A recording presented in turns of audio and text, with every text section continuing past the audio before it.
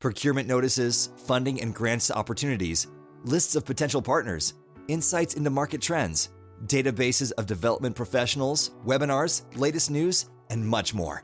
Don't just be active in international development. Thrive in it. Stay informed and connected. Visit DevelopmentAid.org today and see how we can help you achieve your sustainable development goals together. Hello everyone, welcome to DevelopmentAid Dialogues. I'm your host, Hisham Alem. Today's guest has spent more than 2 decades walking the fault lines of the world's biggest humanitarian disasters, conflict zones, disease outbreaks, and refugee crises. He has been there, not behind the desk, but on the ground, negotiating access, leading evacuations, and building systems of care in places where everything else has collapsed. Stephen Cornish is the General Director of Medicine Sans Frontières Switzerland. He has led operations from Chechnya to Sierra Leone, headed MSF Canada, and held senior roles at CARE and the Canadian Red Cross. He has even crossed over into the environmental spaces, leading the David Suzuki Foundation before returning to the heart of humanitarian field. Stephen is also a thinker. His work has been published in policy journals, and he currently sits on several boards advancing peace, environment, and the humanitarian response. Today, we'll explore how frozen funding is devastating places like Sudan and why humanitarian work struggles to stay neutral in polarized time. We will also discuss MSF's critical work, supporting mothers, newborns, and cholera patients. Stephen, thank you for joining me today. I know your schedule is intense, so I really appreciate you making time for this conversation. Thank you very much. Thrilled to participate in these DevelopmentAid Dialogues. Stephen, let's start where the silence is loudest, Sudan and Chad. MSF has been raising alarm bells, but what is actually unfolding on the ground often escapes this frame. I want to begin there, with the realities you have witnessed, not the reports we read. Yes, well, indeed. In Chad and Sudan, we have the world's greatest humanitarian crisis, and it's also probably one of the most underreported crises. It's now going into the third year of a conflict, a very brutal conflict that's been really waged on the populations themselves, on the systems and services that they depend on for their livelihoods and for their well-being. 1/3 of the population has been displaced, several times. According to the World Health Organization, some 70% of the health facilities in the conflict areas are either non-functional or have been destroyed. It's a very troubling situation. I've also been to Chad, where there are more than 700,000 people who have fled the Darfurs. There, the civil war has taken on an ethnic dimension, and the people who have fled there, many were executed along the way. Others faced sexual violence as a reprisal in the conflict. And those people, even though in an area of security, are just below the emergency thresholds in the assistance they're receiving from the international community. And so they're just one epidemic away from a serious malnutrition crisis, a serious water and sanitation crisis. Back inside Sudan itself, our teams are battling cholera epidemics that have broken out in a number of areas. And in areas where the health system is weak and not supported, sometimes we've seen mortality figures of over 10% in the cholera wards. And in areas where they are supported, we can see a difference where those mortality numbers go down to less than 1%. So you can imagine the suffering, the devastation. It's the only area in the world, several regions of Sudan, the only area in the world that have been declared a current famine zone. So it's suffering compounded by suffering. And unfortunately, the humanitarian response, the political response, the media response has really not lived up to the gravity of the crisis, nor has it been able to give the Sudanese people the dignity that they deserve. This is really miserable. Stephen, when you are standing in a field hospital or watching mothers carry their children through conflict zones, how do you even begin to decide where to focus your resources? Well, we focus the resources at first on what is the most life-saving, what are the greatest needs, what can no one else do? Often, even in conflict, you'll have local organizations that will be at the fore. You'll have a Ministry of Health that, while maybe short of supplies or staff, is still able to provide some services. And you may have, depending on the severity of the conflict, other actors on the ground. And so we will coordinate and cooperate to see what others are capable of doing. We do a triage process with the needs, and then we'll attack the most life-saving needs first, and or the needs that are falling through the cracks that no one else is able to respond to. And that could include things like water and sanitation. You can only live 3 days without water, and if there isn't proper sanitation, you'll end up with outbreaks. It can include surgical care, it can include maternal care. It really depends on what are the most acute needs and what are others doing and what can we be best placed to add. Correct me if I'm wrong, in North Darfur, 35.5% of children screened by MSF were acutely malnourished, and 26% of mothers in South Darfur's clinics suffered the same. These are not just emergency stats, they signal total system failure. Can humanitarian aid ever address root causes like war and governance, or are we just delaying inevitable suffering? Well, humanitarian aid is not the solution for political and man-made crises. It's a stopgap measure to give people the life-saving assistance that they need to be able to see another day, and to treat them with the dignity and respect that they deserve and that their own authorities are either unable or unwilling to deliver. So the humanitarian assistance itself is not intended to resolve the root causes. The figures you quote on the 35% malnourished, these come from a displaced persons camp called Zamzam. And this camp was recently attacked by one of the factions involved in the conflict, creating utter chaos and panic, killing and wounded many individuals and forcing those people to flee again to safety. And we're treating them now in other areas. And many of them were unable to flee. They've been trapped in that area and with almost a siege warfare tactic, which is outlawed by international humanitarian law, where there was food aid and medical aid that could be transferred to that area, but it was being restricted from going in the area by one of the parties to the conflict. And unfortunately, in the Sudanese conflict, we've seen this behavior from both sides in the conflict, where they may not want international assistance to be assisting what they would consider to be civilians that are under the occupation or that they feel may be supporting the other side in the war. These numbers tell us how many, but they cannot show us the moment a woman gives birth under shellfire, or what it means when clean water is no longer something you can count on. I want to pause here and talk about what it means to deliver care where the basics no longer exist. Well, we have special kits, know-how, and experience in doing just that. It is part of the bread and butter of Médecins Sans Frontières. For those of your viewers who don't know us, we were founded a little over 50 years ago. We're the largest private independent medical humanitarian relief agency in the world. And we are capable of responding within a matter of days to conflict, to epidemics, and to natural disasters, and able to scale up assistance very, very quickly.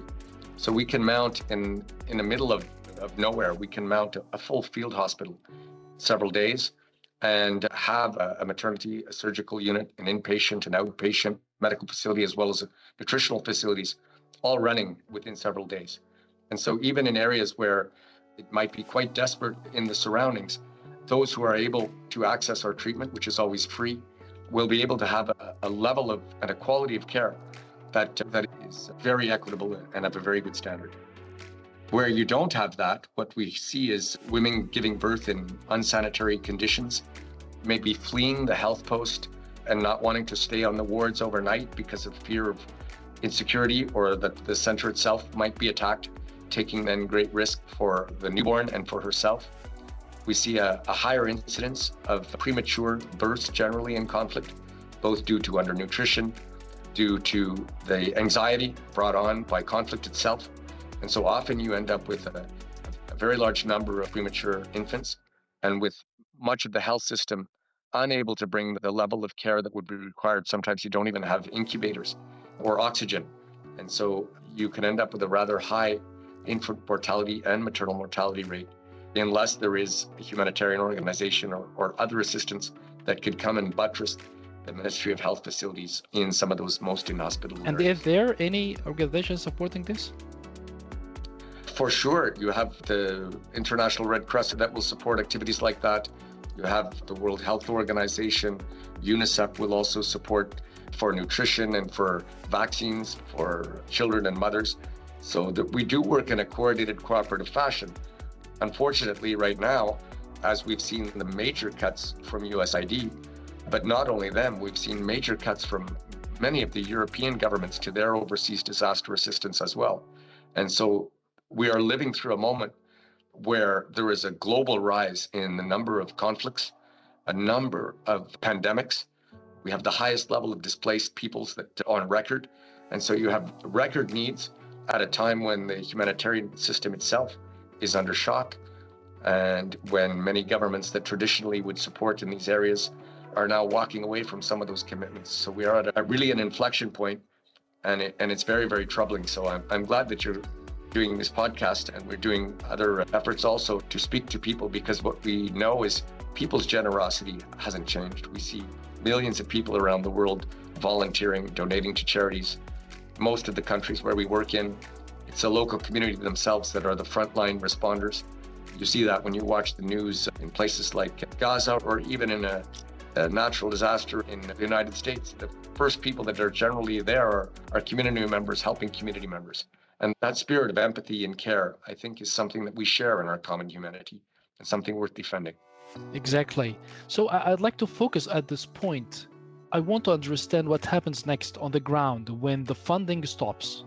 Well, this is something that is currently underway, because, as you know, there's been a lot of unclarity as to what was frozen, what got a waiver, what's starting, what's stopping. Many organizations are trying to show the value of their work and still hopeful that they will find additional funding, or that other donors will step up, whether private, government, corporate, or others. So we're in a moment of deep uncertainty, but what we do know and what we see just from my visits in Chad and Sudan, one organization that I won't name had half of their intended programming for Kordofan and for Darfur cut from one day to the next. Inside Chad, a number of the organizations we work with on water and sanitation have had to cut back 60% of their water and sanitation experts that are intended to build and maintain the water systems that are supporting these refugees. So the cuts will indeed have big effects. We are seeing in some areas in Somalia, our malnutrition wards have received 50% more newborns than this time last year. That can't all be attributed to aid cuts. What we really fear is that the true weight of what is missing and what is not being done and what is not coming will show up in the later half of this year.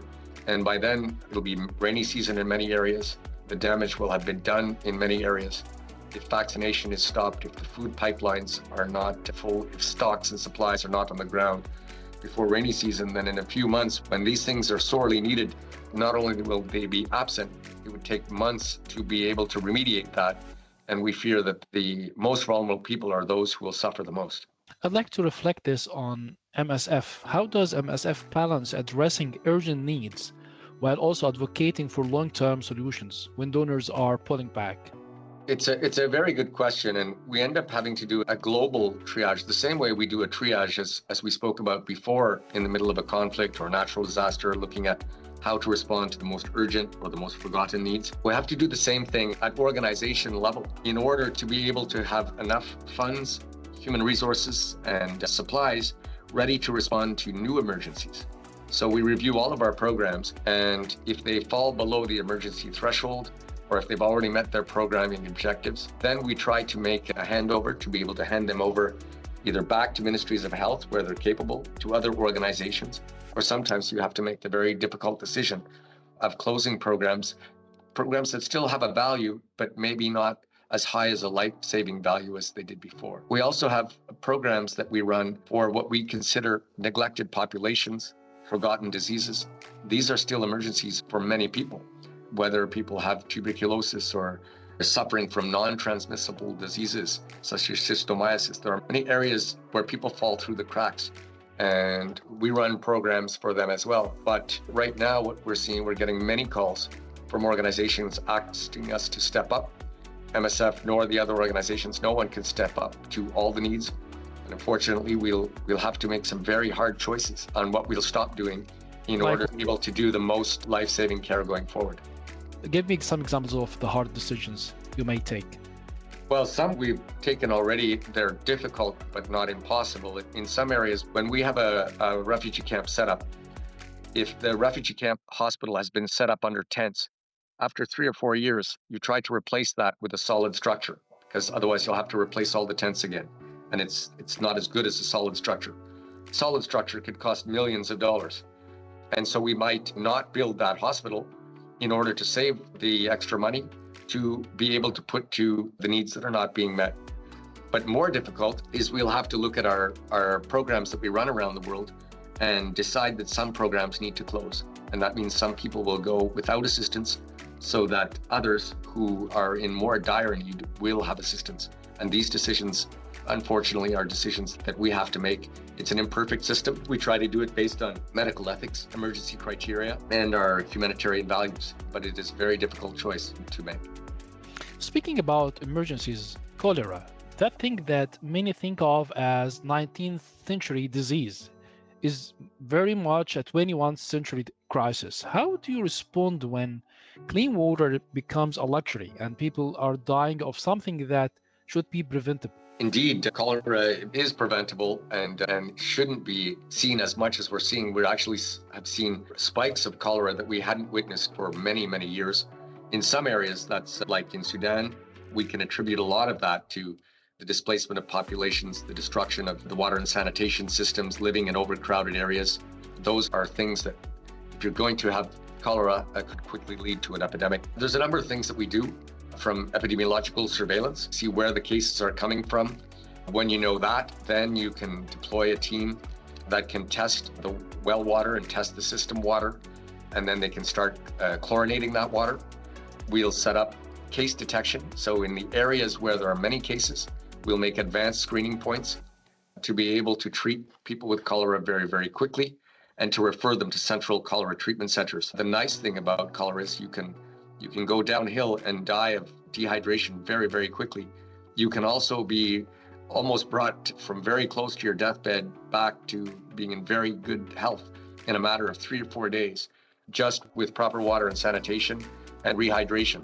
And so you can make a really big difference really, really quickly. The last tool in the kit is cholera vaccine, which is very simple to give. There's an cholera vaccine dose, which is just a few drops. Unfortunately, there are less pharmaceutical organizations producing that vaccine. And given the very high demand we're seeing around the world, there is not enough of that vaccine. And so it's difficult for ministries of health and for organizations such as ours to get enough oral cholera vaccine in order to be able to curb epidemics and to prevent new ones. Let's speak about neutrality, which is the core principle for MSF. But in today's world, is it even possible? Can you really stay above politics when aid itself is politicized? It's always a difficult endeavor, but neutrality isn't the only principle by which carries itself.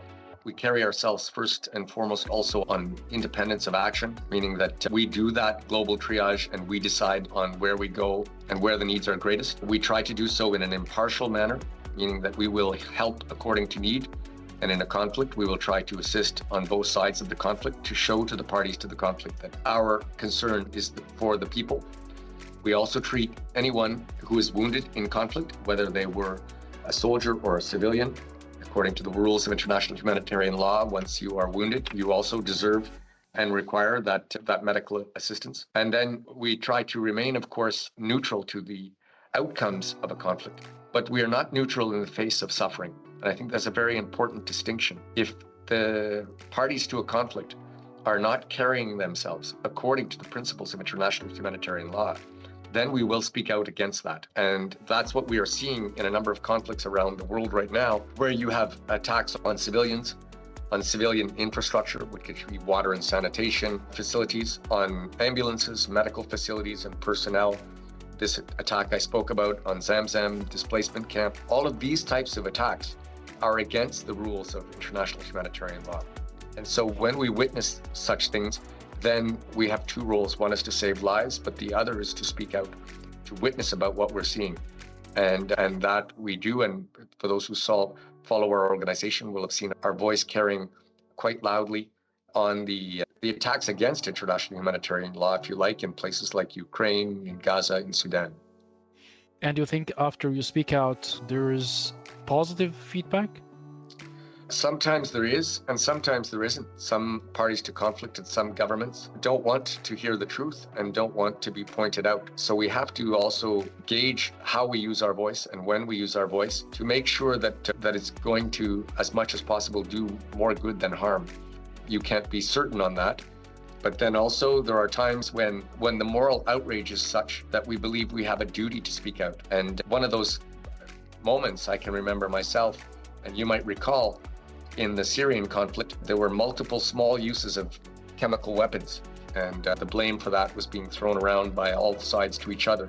Yes. But then there was this terrible attack in Ghouta, where within a few hours, our supported clinics with the partners that we were supporting received more than 6,000 patients with dilated eyes, difficulty breathing, choking, colored palpitations in skin, all the signs of a chemical agent. One of the volunteers that was volunteering for one of our partner organizations died by giving mouth-to-mouth resuscitation to one of the patients that were brought in. We struggled first to bring atropine, a drug that can help reduce the symptoms, to bring wash tents, to bring all the things that the staff would need to be protected. But when you see these types of attacks, this makes a mockery of all humanitarian assistance. There is no place to run a hospital in the middle of a chemical attack.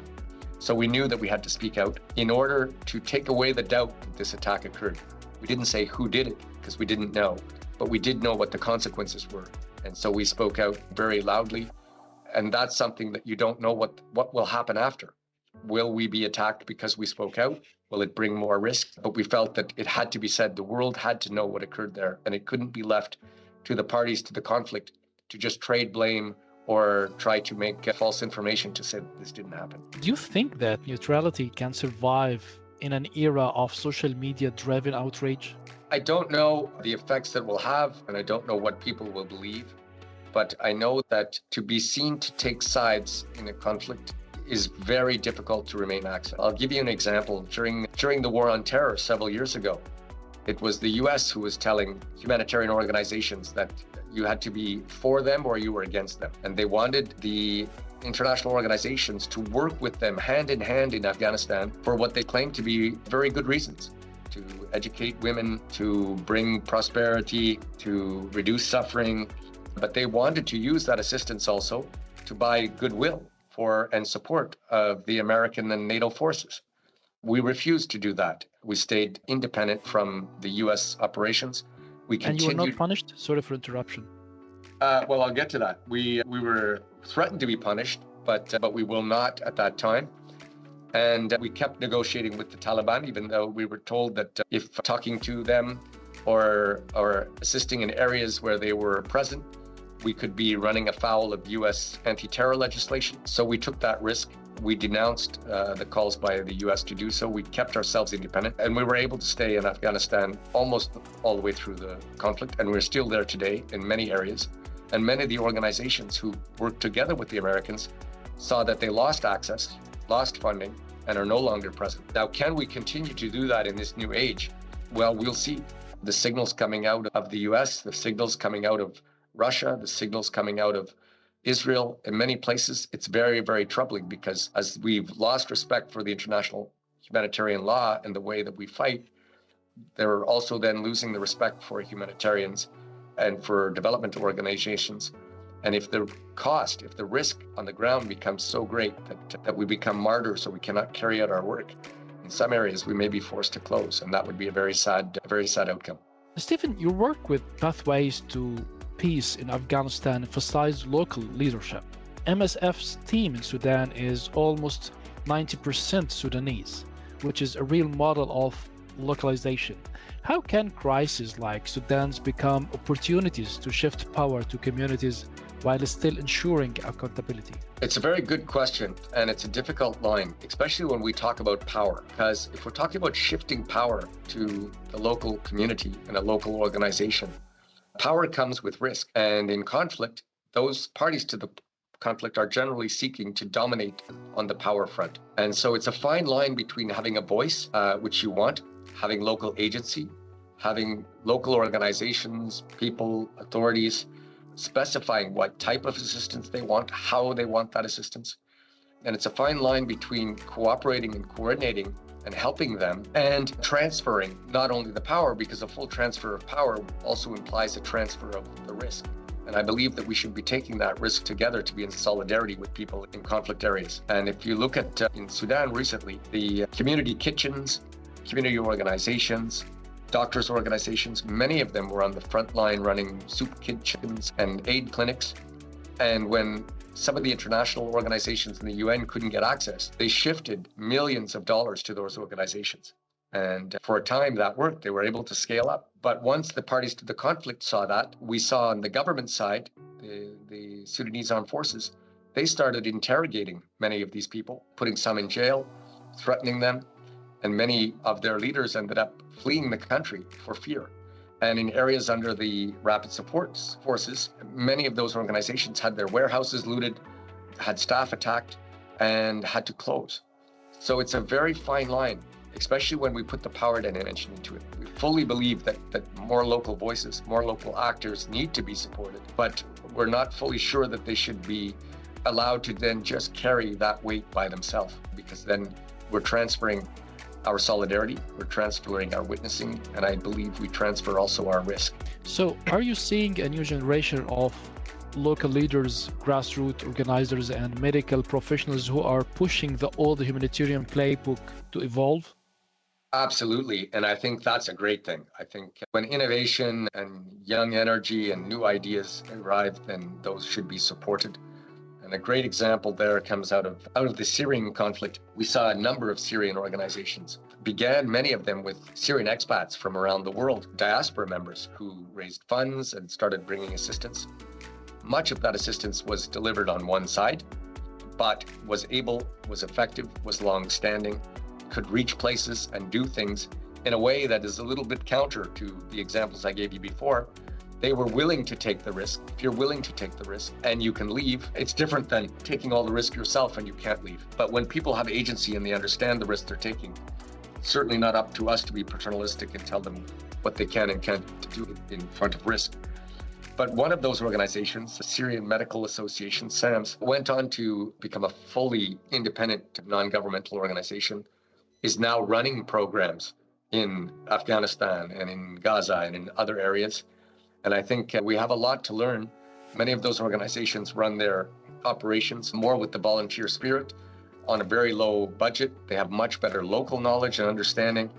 And I do think that we have a lot to learn. And we've cooperated and coordinated with organizations like that and will continue to do so and to learn from them as well. Stephen, I'm curious to know, how do you get through to people who no longer feel connected to suffering that feels far away? Well, for me and for MSF, that's the second part of our job, is we save lives there, but then we also give a testimony and voice. And we do that for a number of reasons.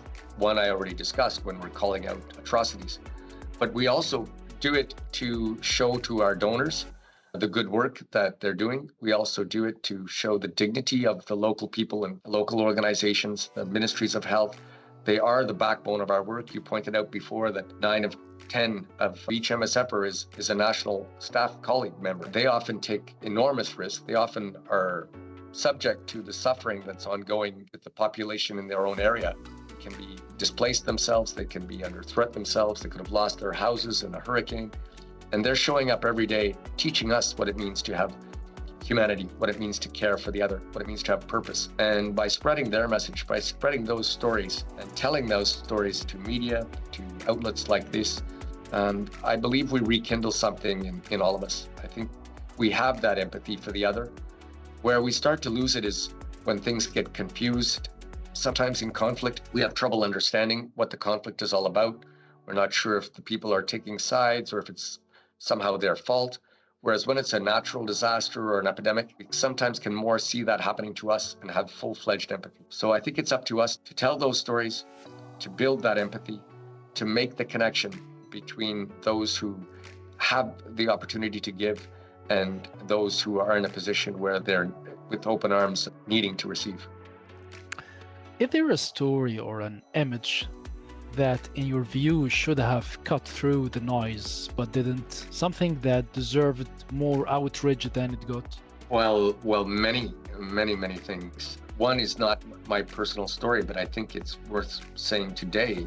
We've all seen in the news these past weeks how 13 members of the Red Crescent Society who were involved in ambulance work that were going out to try to save people wounded from fighting ended up under fire themselves. All of them ended up, or many of them ended up killed and bulldozed into a pit along with their ambulances. This is simply beyond the pale. What we're seeing in Sudan, when we can just tell a number like that 35% of under fives are severely malnourished and are likely going to die if we can't find a way to assist.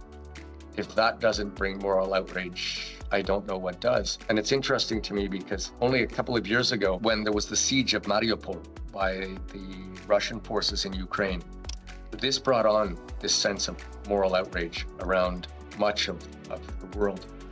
And they were rightly called out by many world governments for using siege tactics, for not allowing things like water and medicine, for shooting at people who are fleeing. We are seeing this same tactics being applied in places like Sudan and Gaza, and the moral outrage seems wanting. And I don't think it's so much from individual people. We see protests around many campuses and many places around the world in the case of Gaza. In the case of Sudan, I think we have to ask ourselves the question of what our media is reporting, what our government leaders are turning their attention to, and how we could be accepting such large cuts to development and disaster assistance at the same time as the world has never been under greater need. To me, that does require a sense of collective moral outrage. This is very impressive. Stephen, you have seen a lot, but what still gives you hope? And what is the one thing that keeps you up at night? Well, for me, hope is not found wanting. Hope comes from taking action. Hope comes from restoring to people in need their dignity, to telling their story. Recently, I was in a refugee camp in the south of Sudan. This camp we opened 4 years ago when there was the conflict in Ethiopia. So the camp is mainly comprised of Ethiopian refugees. The refugees are the mainstay of the hospital that we run. And that hospital was for the refugees. Since the conflict started in Sudan, that hospital now serves the local population. But even more amazing is now serving displaced Sudanese who are fleeing the conflict in Sudan. And if that isn't the story of a full circle humanity, I don't know what is.